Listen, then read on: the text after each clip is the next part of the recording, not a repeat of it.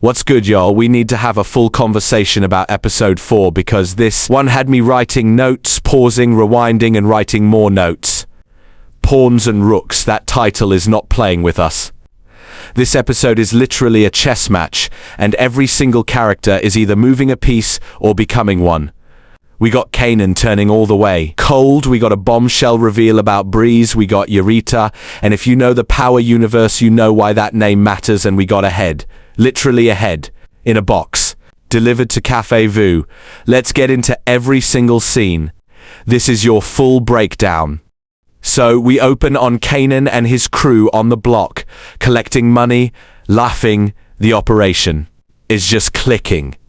Everything is flowing the way Kanan envisioned it.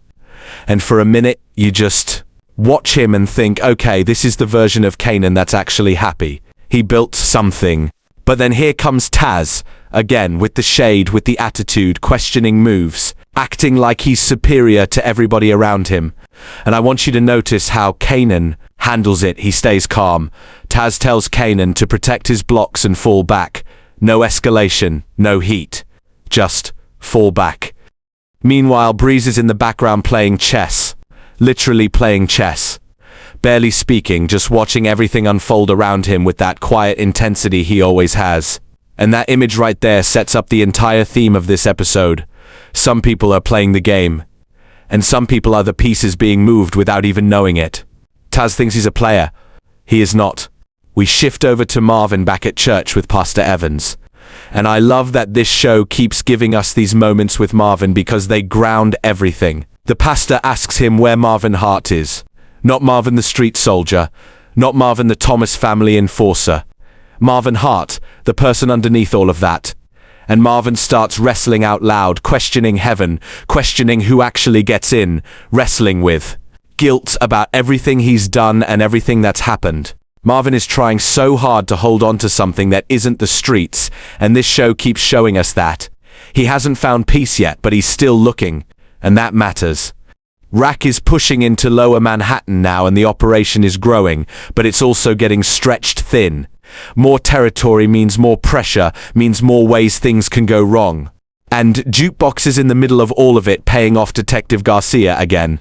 But this time Garcia comes with a warning, miss another payment and there are going to be consequences. He's not asking anymore, he's threatening. Jukebox is in a vulnerable position here because of mistakes from previous episodes, and Garcia knows it. He's using it. This is what happens when you compromise a cop. They don't stay grateful. They start feeling powerful. Okay, y'all, Kanan just crossed a line that cannot be uncrossed. He manipulates one of Flossie's girls with Jarita's very reluctant help to serve tainted cocaine. And the customer? A federal judge. The judge overdoses. Hard. Flossie will be furious, and Kanan makes sure Raq knows it was him. Not a secret move, not something he's hiding. He wants credit for this. He's sending a message directly to his mother that he is not afraid of her, and he is willing to take shots at her operation from the inside. But then Raq quietly warns the escort that Flossie should not find out it was Kanan behind it. Now hold on, why is Raq protecting Kanan's identity here? She's his enemy now. She could expose him to Flossie and create a whole new problem for him. But she doesn't, and I don't think that's weakness. I think that's Raq not being ready for that level of war with her own son just yet. Even in conflict, that mother instinct keeps flickering. The Taz situation comes to a head, and it goes exactly where you felt it was going, but not exactly how you expected. Taz keeps publicly testing Kanan, keeps throwing shade. Keeps positioning himself as if he has more power than he actually does. And Kanan, calm, cold Kanan, has had enough. He confronts Taz, and then he shoots him dead. No argument, no long dramatic speech, just done. But then comes the part of this scene that tells you exactly how far Kanan has come as a person. He and Breeze dispose of the body, properly. And when I say properly, I mean they chop it up. Breeze teaches him how, step by step, and Kanan learns.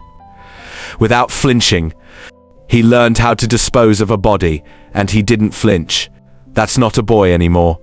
That is a man who has made peace with violence as a tool, not as a last resort. Then after they're done, Kanan turns to Breeze and calls him out. He knew the Taz situation was a test. He knew Breeze was watching to see how he would handle it, watching to see if he had the cold in him to do what needed to be done, and Breeze doesn't deny it. Then Breeze drops the bombshell. He tells Kanan he believes they are half-brothers, that they are both sons of a man named Defcon, that Defcon was with Breeze's mother before he was with Raq. Now, y'all, we need to pause here because we know the truth. We know from earlier in this series that Howard is actually Kanan's biological father, not Ghost, not Defcon. So is Breeze telling the truth? Does he actually believe this? Is this a manipulation tactic to build loyalty and brotherhood with Kanan at a time when Kanan has no family left? I don't have a clean answer yet. But what I can tell you is that Kanan's reaction is measured. He doesn't reject it immediately, he sits with it. And that's dangerous because if Kanan starts believing he has a brother, that's leverage on him that didn't exist before. After the judge's overdose, Raq and Marvin go to face Flossie together. And Flossie is livid. The judge dying in her operation is the kind of heat she never signed up for, and it puts her whole business at risk. After the meeting, Raq told Marvin not to go behind her back with Flossie, the same way he went behind her back with Stefano before. She doesn't trust people moving without her knowing. And Marvin, tired, grief-stricken, still carrying Lou's death, pushes back. He tells her nothing is going on between him and Flossie, but more importantly, he reminds Raq that he can do what he wants, that she needs to remember he is the big brother, not her soldier. And then he says something that really lands. He tells her they're the last ones standing and she needs to be better. They can't keep operating the way they have been. And he admits quietly that he should have been there more for Lou when he had the chance. That line from Marvin about Lou broke me a little, because it's true. And he knows it, and he's carrying it. Raq and Marvin come up with a plan to eliminate Stefano using outside hitmen, the Memphis Cowboys. Clean, untraceable, nobody connected to their operation. He goes to Stefano to get more money, essentially selling the information about the hit, and Stefano's guys kill him on the spot. But Stefano doesn't stop there. He takes the head of the Memphis Cowboy and sends it, in a box, as a delivery to Cafe Vous. Marvin runs the distribution. He sent it there on purpose. That is Stefano saying, I know everything. I know where you operate. I know what you're building. And I am not afraid of any of it. That is a declaration. Let me bring it all together for you.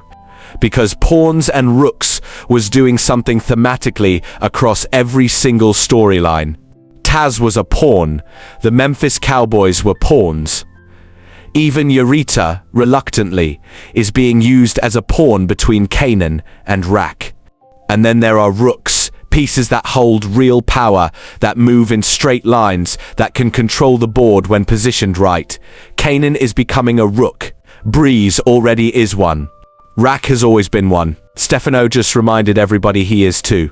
The people who understand what game is being played survive. The people who think. Kanan is learning that lesson in real time, and honestly, he's learning it faster than anybody expected. Okay, y'all, that is episode 4 of the final season, and I genuinely cannot believe how much happened in 1 hour. We got Jarita revealed as Shawn's future mother Breeze, claiming he and Kanan are half-brothers. Taz meeting his end, a judge overdosing, a Memphis Cowboys, head in a delivery box, and Marvin telling Raq she needs to be better. Drop in the comments, do you think Breeze is telling the truth about being Kanan's half-brother? Or is this a manipulation move? Like this video if it helped you catch what you missed. Subscribe so you never miss a breakdown, and I will see you for episode. Stay locked in.